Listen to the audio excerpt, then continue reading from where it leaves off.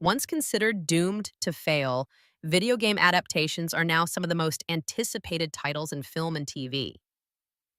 From the gritty vaults of Fallout on Amazon to the stylish chaos of Devil May Cry on Netflix, studios are investing millions in bringing digital worlds to life. But as these stories travel across borders, something curious happens. The way American and European audiences perceive these adaptations, very different. Why? Because at their core, these shows aren't just about games. They're about how cultures tell stories. Let's start with why video game adaptations are exploding. Globally, over 3 billion people play video games. Franchises like The Legend of Zelda, Final Fantasy, and GTA are instantly recognizable.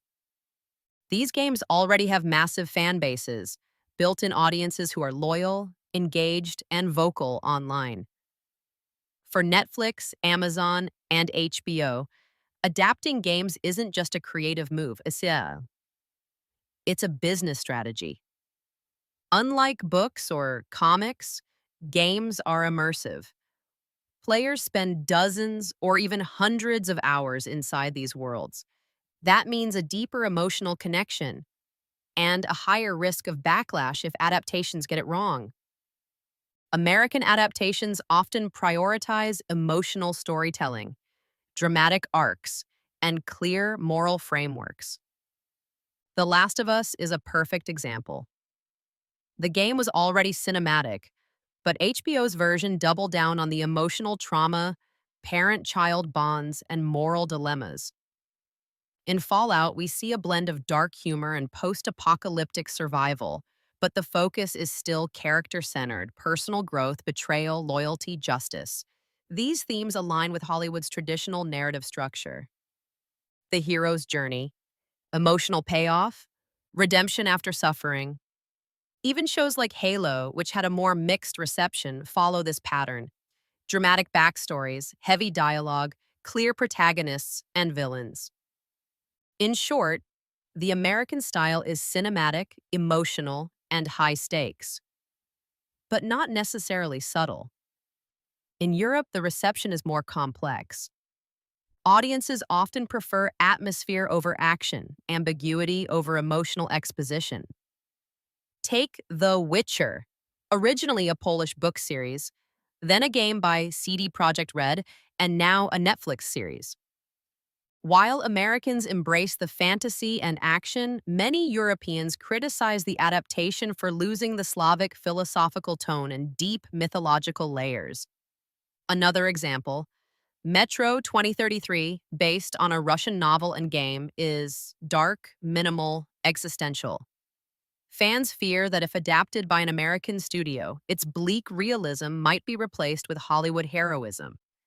Even European shows, unrelated to gaming, like Dark, Germany, or Scam, Norway, focus more on internal conflict, social commentary, and slow burn tension. This is key. European narratives are often less about resolution and more about reflection. So, what's behind these differences? American culture tends to value individualism, emotional expression, and clear moral battles. That's why American adaptations focus on personal journeys, redemption, and emotional stakes.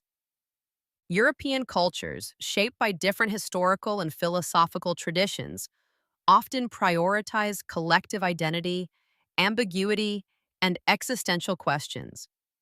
In France or Italy, a story might end in silence. In Scandinavia, the hero might fail, and that's the point. What's considered a good story isn't universal.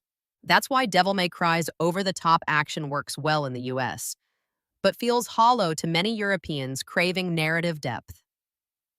As more adaptations hit streaming platforms, creators face a question: should they stick to one cultural lens or start blending styles? Could we see a version of Fallout adapted in Italy or Spain with different themes? Could future shows be localized like games already are? Or will the American style dominate because it's what sells best globally? The truth is, we're in the early stages of a new storytelling frontier. Games aren't just being adapted, they're becoming a new kind of global myth making. What kind of video game adaptation do you want to see? One that stays true to the original or one that explores a new cultural angle? Let us know in the comments, and don't forget to like, subscribe, and hit the bell. We publish weekly videos exploring culture, media,